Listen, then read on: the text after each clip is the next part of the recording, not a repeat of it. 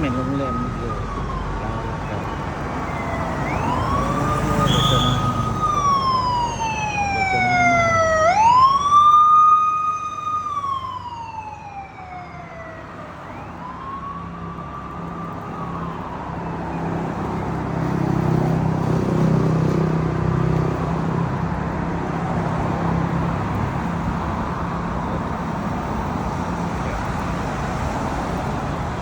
โอ้ตำรวจตำรวจตำรวจ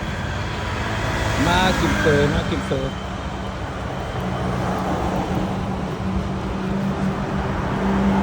มากินเฟอแซ่บ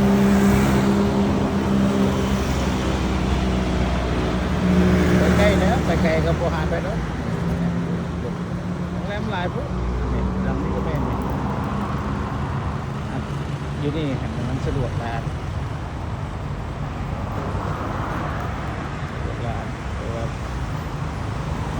ใกล้รถตำรวจนะ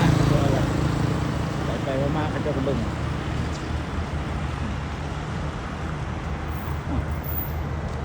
บนสักลิตรตัวนี่สักลิตรตัวนี้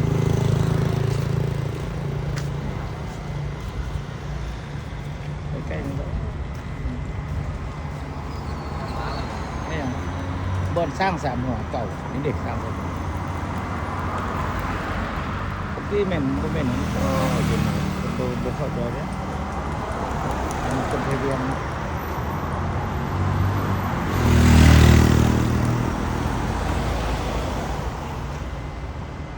ไอ้เบิ้งใกล้ในทางออกเดินบินเนี่ยไปต่อโดยวัดข้างวัดหัวเมืองไปวัดหลวงนู้แล้วก็ไปแถวสิใกล้วัดไหนก็แล้วATM เลย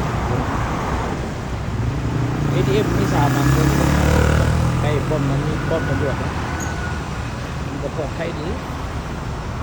ใกล้ตำรวจกระยานเนาะกลางคืนนี่โอ้กระเจ้าเสกอยู่ใส่เด้อนอนแบบได้จน3 โมงเช้าเลยมาเพื่อกลางคืนนี่ส่วนตัวแล้วก็มาได้ถึงแล้วแบบงานมันเป็นแล้วใน11 โมงถึงมาฮอดโรงแรมใน12 โมงเรื่องสบายดีท่านเสื้อสัตว์เรานี่จะมาห่วงที่ละอันเนาะ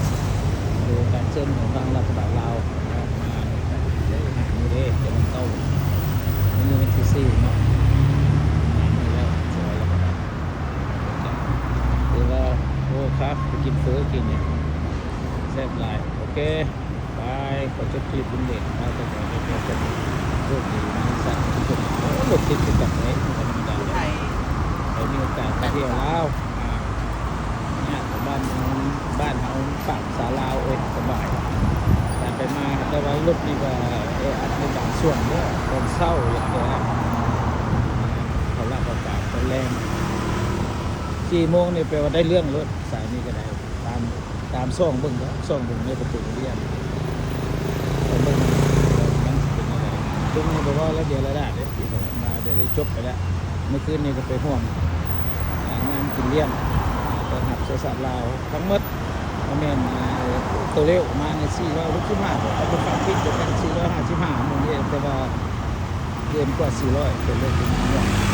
บ่นับท่องเที่ยวที่มาธรรมดาโดยที่ไม่ได้เข้าห้องตัวหลายพออยู่ในสถานที่ต่าง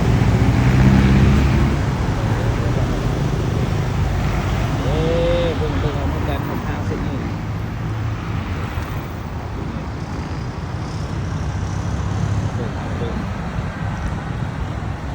อยู่บ่ได้มาก็เบิ่งเหมือนกันนี่แหละติดตามช่องเด็กดาวต่างแดนเด้อบ่ได้มาก็เบิ่งเอามื้อนี้นี่สิไปซ้อมบานไปเด้อนี่อยู่เดินได้ให้เพิ่นให้ลงไปเหยียบหญ้าลงไปซื้อเนี่ยตามคำสั่งของประธานเพิ่นงานลงได้ไอ้เด็กไปเฮ็ดได้คนบ่ได้เลข7แล้วมันเป็นเลข5เลข4เลข5ก็ไปตามคำอันนั้นครับก็ค่อยลิ้นค่อยหยังบ่แม่นกีฬาที่แข่งขันกันเอาไม่ลึกทุกหนาสนะอันนั้นนี่แต่ว่ากีฬาสามัคคีหักแพงเพื่อส่งเสริมกีฬาในบ้านเราหรือว่าอยู่ภายในต่างประเทศ ว่าได้ยินข่าวว่านี่พวกมาพักโรงแรมอยู่นะลาวเทลนี่ก็ถ้าแขกได้แซ่บอีกแล้วมาสัตว์เขียวขมวนเท่านั้นพวกทีมหลวงพระบางพวกทีมเหนือมาพักที่นี่ก็หลายนะโอเคเอาสมีละคนชุบคลิปลุงเด่นเราต่างแดนด้วยเพียงคนนี้นี่นครหลวงนี่จ้ะสิละโชคดีมีทรัพย์ทุกตัวนะ